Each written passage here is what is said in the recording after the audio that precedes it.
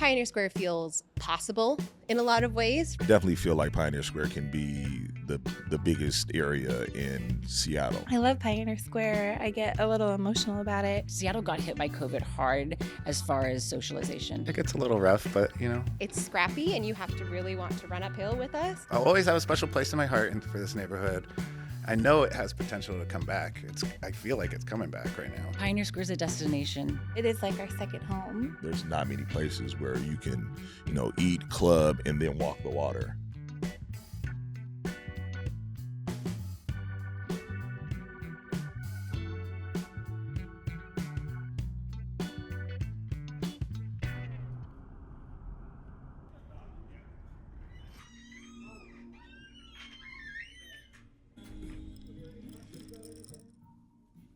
Welcome, everyone, to the first episode of Getting to Know Pioneer Square. I'm your host, Blake NAST, and today I'm with Keith Wilson of Bon Voyage. Hey. Welcome to your own shop. I appreciate y'all being here. Yeah, so from my understanding, you've been here in Pioneer Square for over 15 years now.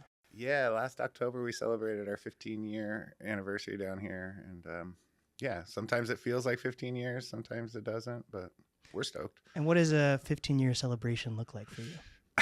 Honestly, what did the party look like? Sure. We had a little get together, but it was right near Halloween. So Okay. I have a 9-year-old, and he had about 6 of his friends here, and it was almost like a little kid's costume contest.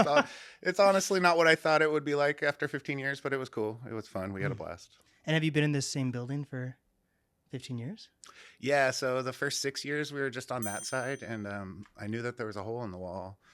People kept opening shops next door, and the last people that were here were just like, yeah, I think we're just going to expand. And we did it. So about 6 years in, we expanded to this side of the shop. And is this like a historical building? Because I know where NAST Studios is. It's the New England building, and it's been around since the 1800s or something. Yeah, this building has a lot of history. It used to be a hotel, all kinds of stuff. It was also 6 stories at one point, and now it's only 4, which is kind of What happened to the to other 2? Some large earthquake took off 2 stories of this building, and the one across the alley was actually 4 stories taller too. So that's before my time. Wow, is that around the same time as all the fires and stuff or something? Or I heard a date when it was exactly happened, but I don't know the exact date. Huh. But it was early 1900s. There was a big earthquake that took off some of the top of this building. That's a fun fact I did not know. Yeah, I didn't know until a few years in either.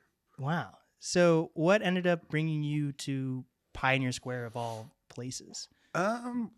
My wife Megan and I knew we wanted to open some sort of shop, and actually where we're sitting right now used to be called Klondike Penny's Old Timey Photos, and there's this lady named Joanna, and she's like, hey, you should move into the place next door.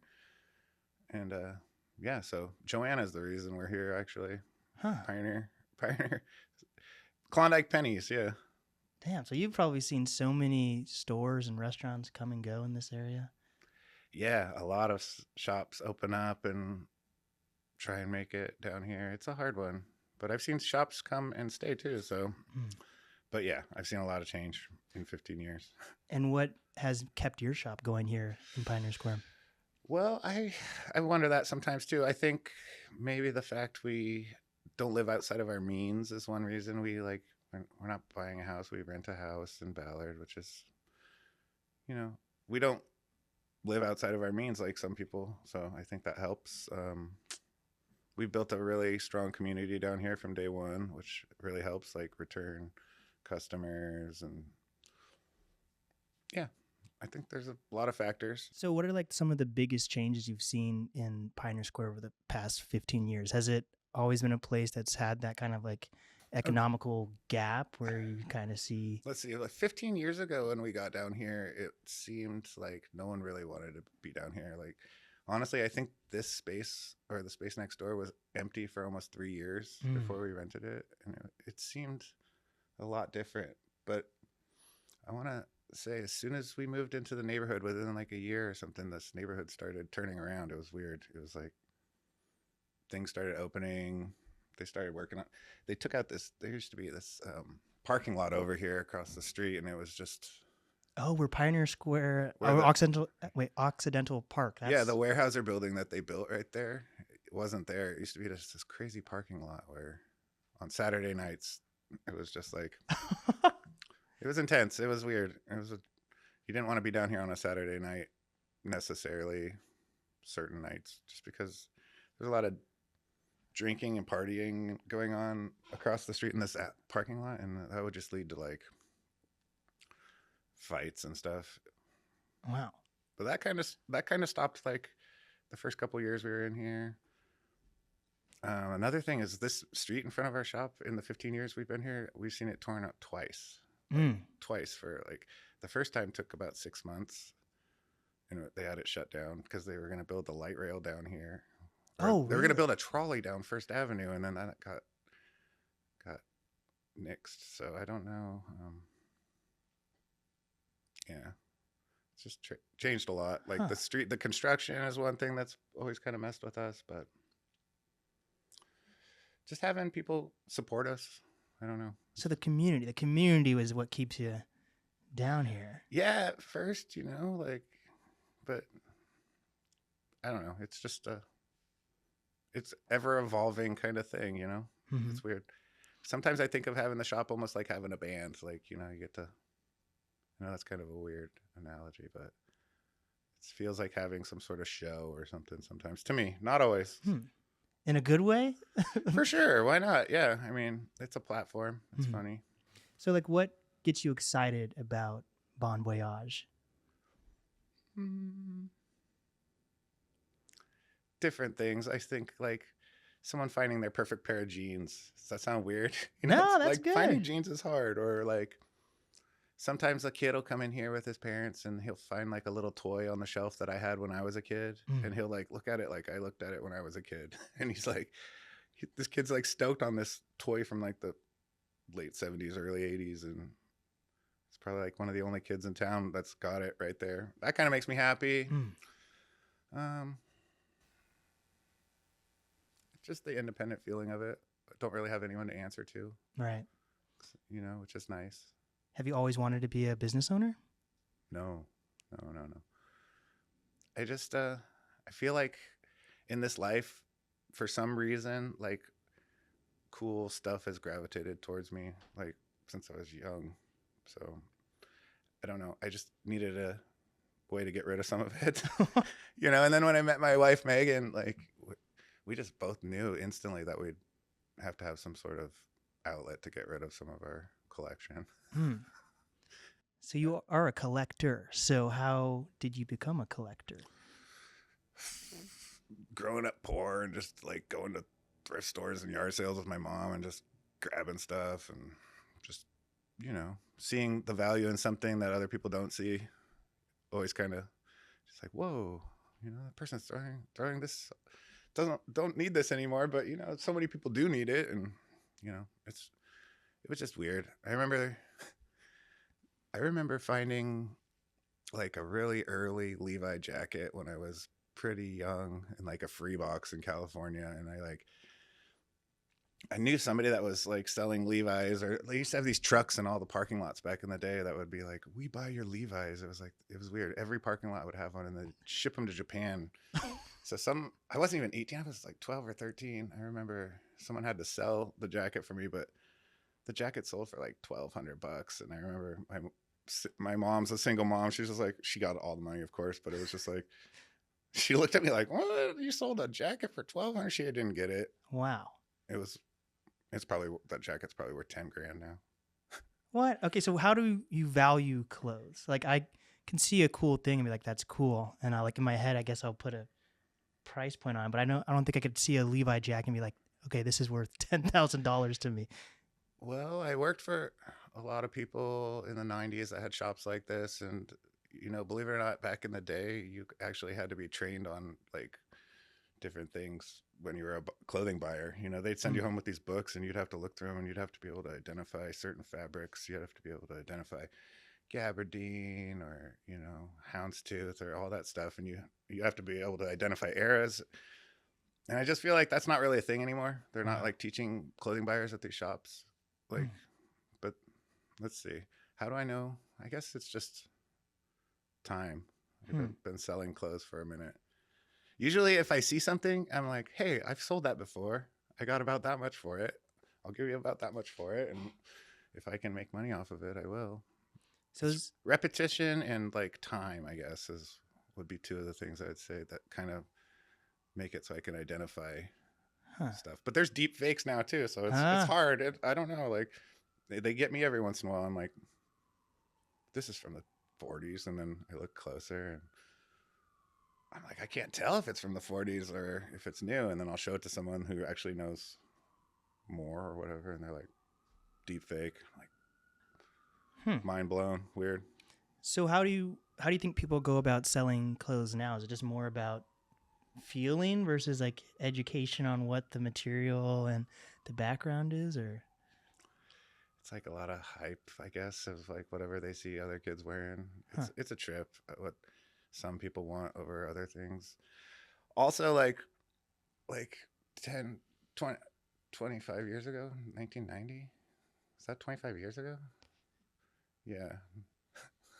It's too early. No, for me. 35 years. 35 years ago. Okay, so 35 years ago, the 90s were around. And so when the 90s became vintage, like I kind of freaked out a little bit. I had to take a break. I was like, wait a second, 90s is vintage. So I like took a week off. I'm like, this is where my life is. The 90s are vintage. But then that kind of helped because you know what's vintage now? Y2K. Yeah. So when Y2K became vintage, I was like, I don't have to take a week off. I knew this was coming. I'm not freaking out, but I was freaking out. Y2K is vintage, which is cool, you know? There's a lot of it. You'll never run out of it. Right. But what's the next genre of vintage going to be after Y2K? I kind of wonder that sometimes too. Lululemons. Yoga pants? Yeah, I don't know. No, I think hopefully it'll be some sort of digital implant that you like push some sort of button and it just like puts a virtual, like you can just. But it was already in someone else's skin. So like you got the Everyone's just naked with the like holograms, wearing holograms, maybe. I don't know. Dang. Yeah, and then holograms will become vintage. And then what's next? I don't know. Souls. Just like water, frozen water. I don't know what's going to be next. But yeah, it's weird to think about what's going to be the next genre. And it's, you know, another funny thing, it's totally off subject, but like people that wear true vintage, these younger kids, they call it true vintage. It's really funny. And that, like the people that wear it are like, it's not true vintage, it's just vintage. They're coming like really hot. Like, I'm just tired of these kids saying true vintage, it's just vintage. But they'll be like, oh, I really like their style. They wear true vintage.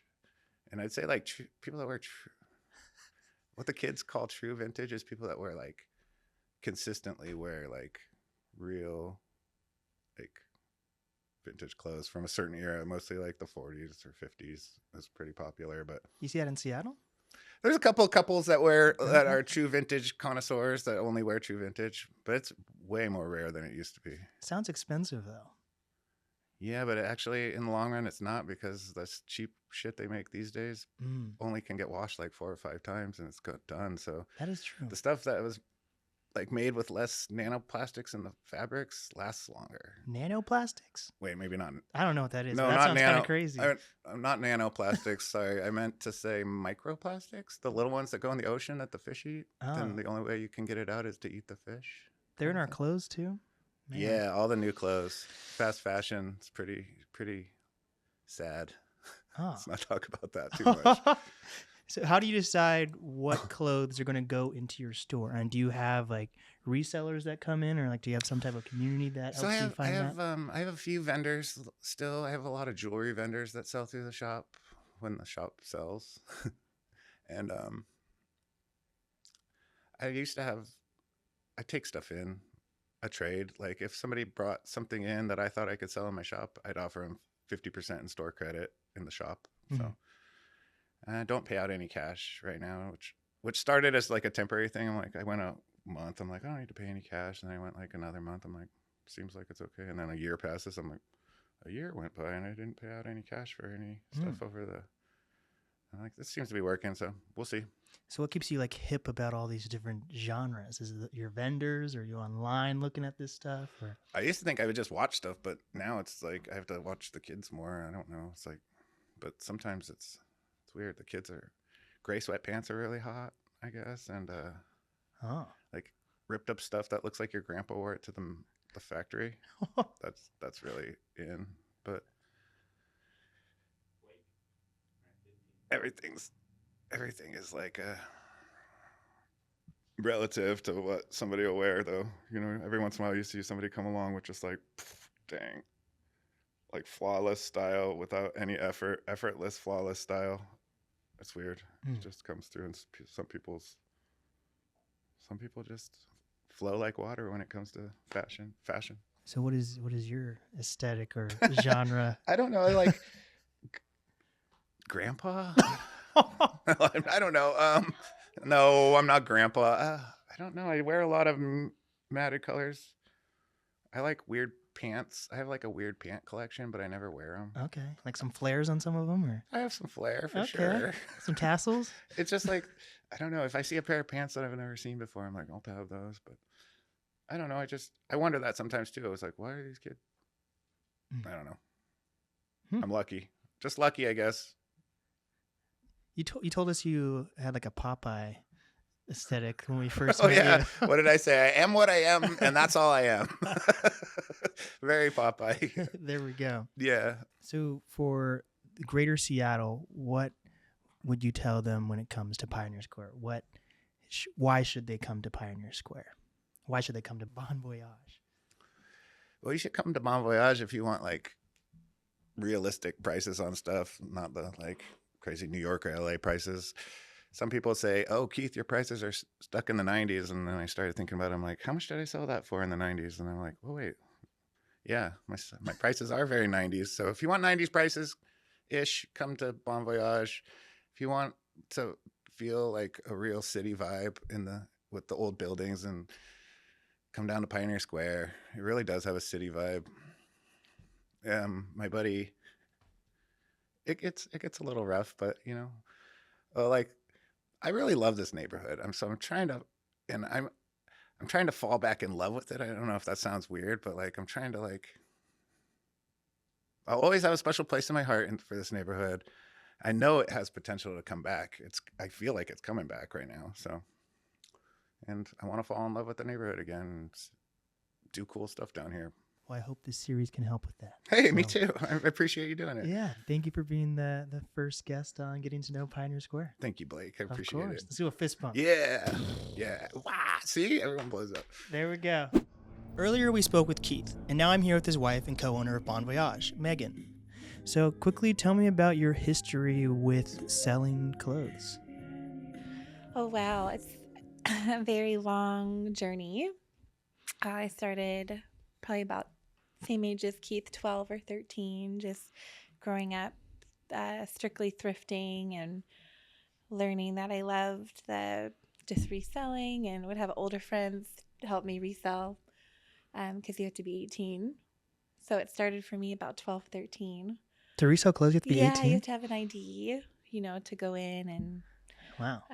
Yeah, so just my whole life I grew up just thrifting, antiquing, and everything was secondhand. So it was just in my DNA. Like we never bought anything new, so I didn't really know any other way. And then I just started loving creating looks and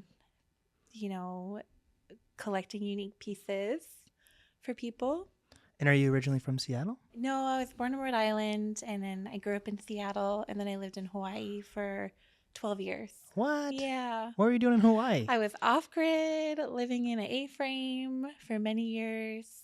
Yeah, I did massage out there, and yeah. What? Yeah. Yeah, and then I met Keith 17 years ago at a yard sale. And oh my gosh. Right when I met him, I knew he was my soulmate. And right when we met, I was like, we're totally going to have a vintage store together. We do the same thing. Like, we were meant to meet at this yard sale, and I saw our future. And he actually ended up getting leukemia a week later. What? Yeah. And I helped him through, or I don't know if helped, but supported him through his cancer journey for a few years. He had a stem cell transplant at the UW. And, but we were still selling clothes on the side during his cancer. Like we would still do pop-up sales up on Capitol Hill in empty parking lots. And even through his cancer treatment. And yeah. And we were like, one day we'll have a shop, and we just came together, and I feel like it was just meant to be. You guys were born to do this. I guess so. Oh my. I feel like it's super magical that we met in this lifetime, and Wow. that we kind of knew instantly that we were meant to kind of do this together. What did you bond over at that yard sale? Did you guys touch hands over like a Levi jacket or something? I don't and you know. He had a kangaroo vest on, which I Okay. feel like, I'm not for fur. I'm very anti-fur. Oh, it was actual kangaroo. Yes, but I feel like vintage fur, saving it from the landfill, and I gave him a pass on that. And I just knew instantly that he was my soulmate. Wow. Yeah. And then he made it through cancer, and we had a kiddo together, and here we are. Wow. Yeah. So how old were you guys when you guys met? Was this like later in life or like? I'm 42 now, so I was 25, Dang. and Keith was 29. Wow. So, yeah, 17, 18 years ago now. Oh, almost 18 years we've been together. Tell me your side of the story about what it was like moving into Pioneer Square and opening this place. Yeah, it was when we started looking for spaces, we were really new to, having a small business, and we had a friend that had an old-timey photo studio here in this space. And I used to run a market up on Capitol Hill called the Hangover Market at the Okay. Comet Tavern. Wow. And this was like 17 years ago. And she met us, and she's like, you guys are cool. There's this empty spot for 5 years next door. The rent's super cheap. Just try. And we were really scared. We had no money. We scraped together that first month rent, and we were shaken on the way in to sign the lease, and we didn't have any fallback, no savings. And everyone we knew pretty much was like, don't do it. Don't do it. It's not. But we just did it. We just pushed through the fear, and we did it. But back then it was very quiet down here. There wasn't a whole lot going on. It was mostly empty. I would say most spaces down here were empty. So, yeah. And what do you love about Pioneer Square? I love Pioneer Square. I get a little emotional about it. I feel like we've been here so long that it is like our second home. We've been in this exact building for over 15 years, and just seeing so many changes, not always good changes, and it's emotional to watch and think back on all the businesses that have come and gone through the 15 years. I get emotional about it. But I feel like recently there's been an influx of new businesses coming again. So I feel really positive about where it is now, and excited to see where it goes. I feel like right before COVID, we were on kind of the neighborhood was really bustling before they shut down the building over here. And then after COVID, it's been a little bit, sad, not sad, but a little bit more empty, just a lot more empty space down here. It's felt a little bit, I feel like we felt a little lonely for a couple of years after COVID. We were like, oh man, we're kind of hanging out down here, not a lot of neighbors. So I'm so excited to see. Yeah. And I'm a new neighbor, so I you know, got I'm some so people. I got some cool excited. people here. We've had so many cool. I could probably write a whole book on all the cool neighbors and businesses that we've had the pleasure to, know. When we first moved in, Tarika of Martyr Sauce was our very first neighbor, and she is super special and artist in the community. And I think that's the other part about it. Just being able to hold space for 15 years for local artists means the world to me. We have over 40 local artists in our shop. Wow. between handmade clothes, jewelry. We do Artist of the Month. I mean, just being able to still have a space, even though it's hard. Like Keith mentioned, winter's really slow. Some months we're like, should we still do this? But I think back to just like it's a dream to be able to hold space to have artists have their goods out there, and just that community part of it is so important to Keith and I. Yeah. So break down, what does community mean to you? Oh my gosh. Community is everything. I feel like that's just the backbone of everything. Community. We wouldn't be here. Yeah, it's everything. The support of our community and just being involved with has shaped who we are and what our business is. Very community based, and I feel like Pioneer Square has that tight-knit feeling of community, which I love. 100%. Yeah, like we always support any new business coming in, like however we can, and I feel like other businesses down here do the same for us, and like repost something or just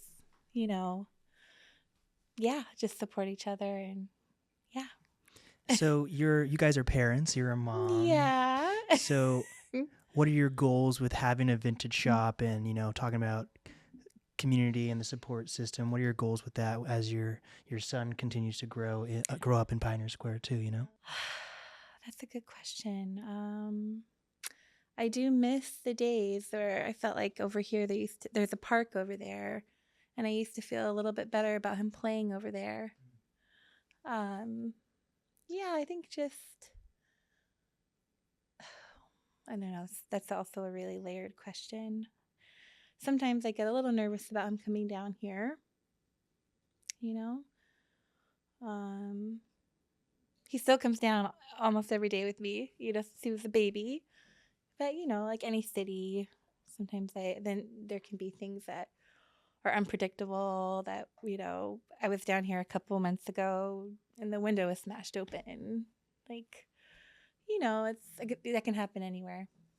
But I'm I don't know. That's kind of a hard question for me. I don't know. Just that he would continue to see that community is important and working hard and getting through the harder times. What would you tell the greater Seattle area about Pioneer Square? Why should they come to Von Voyage? Pioneer Square is so vibrant, and I mean anyone that appreciates old architecture and old buildings, and it's a special place. I mean, there's nowhere like it. And there's so many cool little shops and little restaurants and art galleries, and it's just such a special little place on the planet. Yeah. And I hope more people come and it gets blows up again. There was a little while there where every night there were people out walking on the streets and going out to dinner, and I just hope it gets back to that kind of a bustling area again. People feel safe again, safer to come down. I feel like that's been another hard thing. I think for a few years people didn't feel as safe to come visit. They're like, oh, your shop's in Pioneer Square, probably not going to come down, which makes me so sad. There's like that attachment because it's such a wonderful neighborhood. So hope that people can feel safer to come down, and I definitely feel the community and the support ever since I moved in. Like I've been to all the business meetings here in Pioneer Square. And the Pioneer Square Alliance is awesome. And the fact that I think they're backing this because they also want to see the growth of the community, and they really wanted you to be on the show. Oh, so like that's so sweet. The community has your back for sure. That's really awesome. Yeah, it means a lot. I'm so glad I got to meet you. Of course. Well, thank you so much for being on the first episode. Yeah. Oh my gosh, honored. Of course. Should we do a fist explosion too? Yeah. Okay. There we go. Thank you guys so much for watching.